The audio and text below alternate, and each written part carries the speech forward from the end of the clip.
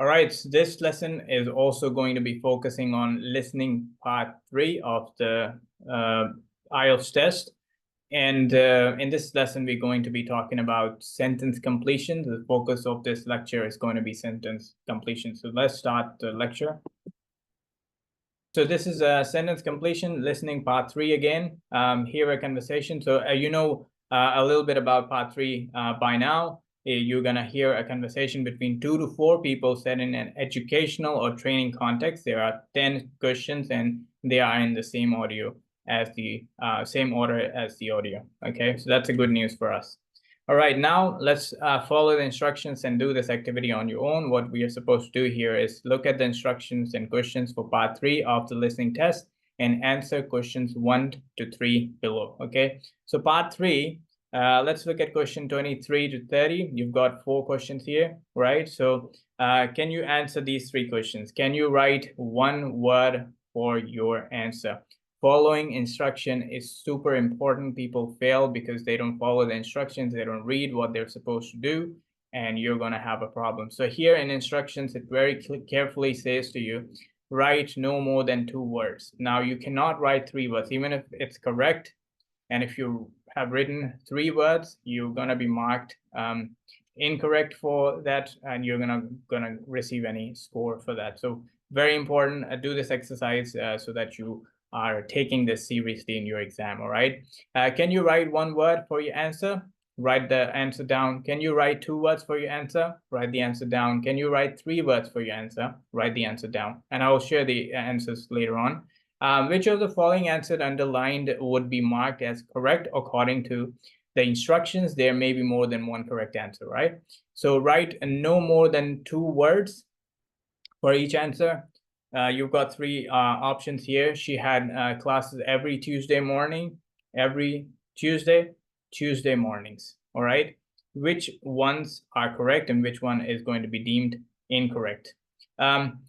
Write no more than 1 word and or a number. Now, and or a number means you can write 1 word and a number, or you could just write 1 word. Okay. Which means that you can write a number or not. All right. Now, he had 5 tutorials, 5 tutorials, and 5 personal tutorials. Which ones are correct? Okay, pause the video here, quickly write these answers, and when you come back, we're going to review. All right, let's look at the answers. So answer number 1 here, it asks you, can you write 1 word for your answer? Absolutely, yes, you can, because it says 2, up to 2 answers, 2 words you can write. Second question asks you, can you write 2 words for your answer? Yes, absolutely right, you can write. And then third one says 3 words. No, you actually cannot, right? Even if the information is correct, students will lose the mark if they write more than the stated number of words and phrases. Very important. People do not take this seriously and they lose points in IELTS test, okay? Exercise 2, talked about this. It gives you 3 examples. The first one, obviously, is she had so there's 3 words, so it will be incorrect, even though the answer is correct. Every Tuesday morning, you have written more than what you were instructed to do. The instruction is super important, and you will lose marks. She had classes every Tuesday in the first semester is correct, and she had classes Tuesday mornings in the first semester is also correct because 2 words. Write no more than 1 word and or a number for each answer. She had 5 tutorials. Now 5 is a number, so that will be deemed correct. The other 2 will be wrong because you've got 2 words in the 5 tutorials, which is 5 is used as a word. 5 written as a word counts as a word, so there are 2 words and you're going to lose your points. He had 5 1 word, 1 number, and then personal tutorials, which is 2 words, so each term. So 1 number and 2 words. Okay, so that's wrong.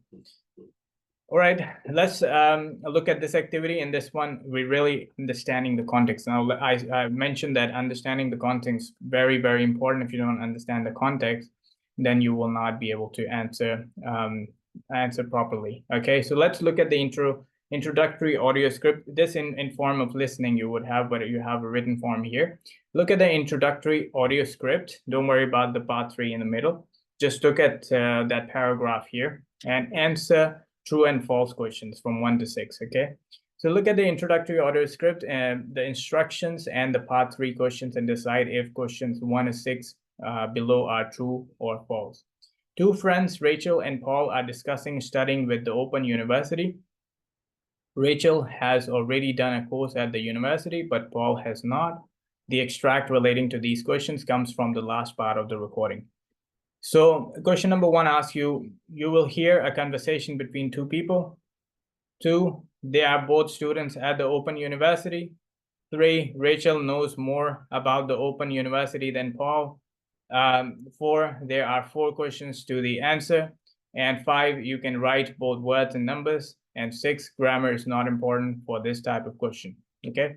So do this activity on your own, and when you come back, you're gonna review the answers. All right, let's look at the answers. Question number 1 is true, 2, false, 3, true, 4, true, 5, false, 6, false. This is not stated explicitly in the instructions, but the question type is sentence completion. So let's look at question number 6. It says grammar is not important for this type of question, right? False, this is not stated explicitly in the instruction and logically as well, but the question type is sentence completion. When you have a sentence completion, your sentences should be grammatically correct, okay? So that's very, very important. It's false, okay? Let's keep moving. Strategies for dealing with sentence completion questions. Match each step in the strategy with the correct extra information. So you've got extra information on the right-hand side, and you've got steps. So we really have to think about what step is telling you what, okay? Check instructions, right? So do this activity on your own as well. Pause the video here, and then we're going to look at the answer. So steps, you've got check instructions, you've got identify the keywords in each question, look at the gap and decide what type of words is or are missing. Listen carefully, write down the answers on the test paper if you're doing the test on paper, or type of the answer in the answer box of the screen if you're doing the test on computer, and check your answers. Extra information, think of synonyms or other ways of rephrasing the keywords. Don't worry at this stage to check grammar or spelling, just write down. So I'll give you just one example, what you need to do in this exercise, and then you will do this exercise on your own. Pause the video and just do it. Check instructions. So which one do you think is check instructions?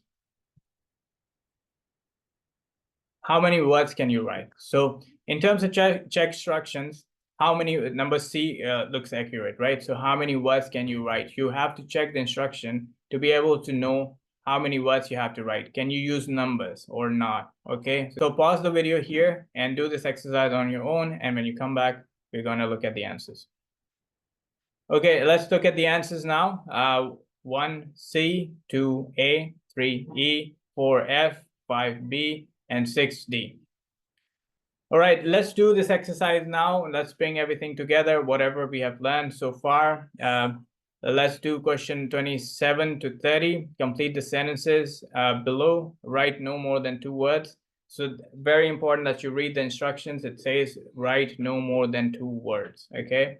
Studying with the Open University demanded a great deal of what? Studying and working at the same time improved Rachel's what skills? It was helpful that the course was structured in what? As she enjoyed meeting other students at where? All right, so you're looking for a place. So you should know what kind of information you're looking for. Let's do it. The other thing I wanted to ask you was, did you find it hard studying with the Open University? You mean because you're studying on your own most of the time? Well, it took me a while to get used to it. I found I needed to maintain a high level of motivation because it's so different from school. There's no one saying, why haven't you written your assignment yet? And that sort of thing. Oh, dear. You'll learn it, Paul. Another thing was that I got very good at time management because I had to fit time for studying round a full-time job. Well, I'm hoping to change to working part-time, so that'll help. What makes it easier is that the degree is made up of modules, so you can take time off between them if you need to. It isn't like a traditional 3 or 4 year course where you've got to do the whole thing of it in one go. Oh, that's good, because I'd like to spend 6 months traveling next year. Huh, it's all right for some. Then, even though you're mostly studying at home, remember you've got tutors to help you. And from time to time, there are summer schools. They usually last a week. They're great because you meet all the other people struggling with the same things as you. Oh, I've made some really good friends that way. sounds good. So how do I apply? All right, check your answers, and then when you come back, we'll review the answers together. The other thing I All right, let's look at the answers. So 27, motivation, 28, time management or time management, and 29 is module, and 30, summer school or schools. Okay, so here's the transcript. You can read the transcript and check your answers. This video ends here. So obviously this is part 3 done. Now we're going to look at part 4 in our next videos.